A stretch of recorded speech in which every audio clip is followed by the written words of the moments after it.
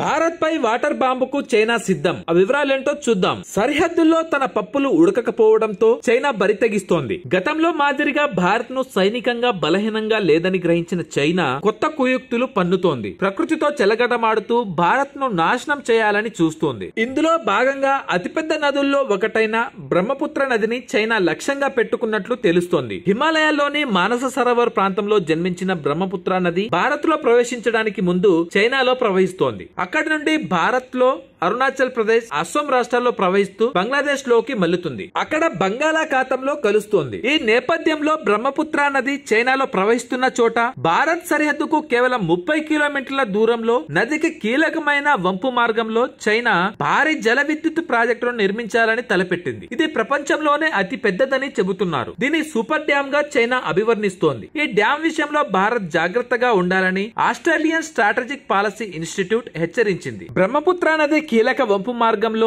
Dam ను నిర్మించి భారీ ఎత్తున నీటిని నిల్వ చేసి చెప్పపెట్టకుండా వదిలేస్తే అరుణాచల్ ప్రదేశ్, అస్సాం రాష్ట్రాల్లో భారీ విధ్వంసం తప్పదు. భారీ ఎత్తున ఆస్తి, ప్రాణ నష్టాలు సంభవిస్తాయి. వాస్తవానికి బ్రహ్మపుత్ర నదికి సంబంధించి చైనా, భారత్ మధ్య ఒప్పందం ఉంది. నది జలాలు, వరదకు సంబంధించిన సమాచారాన్ని ఇరు దేశాలు ఎప్పటికప్పుడు ఇచ్చిపుచ్చుకోవాలనేది ఈ ఒప్పంద సారాంశం. 2002లో ఇరు దేశాల మధ్య 5 ఏళ్ల కాలానికి ఒప్పందం జరిగింది. దీని ప్రకారం బ్రహ్మపుత్ర నదికి సంబంధించిన వివిధ రకాల సమాచారాన్ని భారత్, చైనా పంచుకోవాలి. ఆ తర్వాత ఈ ఒప్పంద కాల పరిమితి ముగియడంతో 2008, 2013, 2018లో ఒప్పందాలను పునరుద్ధరించారు. 2023తో తాజా ఒప్పంద గడువు ముగిసింది. ఇప్పుడు ఇరు దేశాల మధ్య ఉద్రిక్తతలు ఉండడంతో ఒప్పందం మళ్లీ కుదరలేదు. ఈ నేపథ్యంలో బ్రహ్మపుత్ర నది చైనా నుంచి అరుణాచల్ ప్రదేశ్ చేరుకోవడానికి ముందు 3000 మీటర్ల లోయలోకి దిగుతోంది. ఆ ప్రాంతంలో ప్రపంచంలోనే అత్యంత శక్తివంతమైన జల విద్యుత్ ప్రాజెక్టును చైనా నిర్మించాలని తలపెట్టింది. దీని సూపర్ డ్యామ్ అని వ్యవహరిస్తోంది.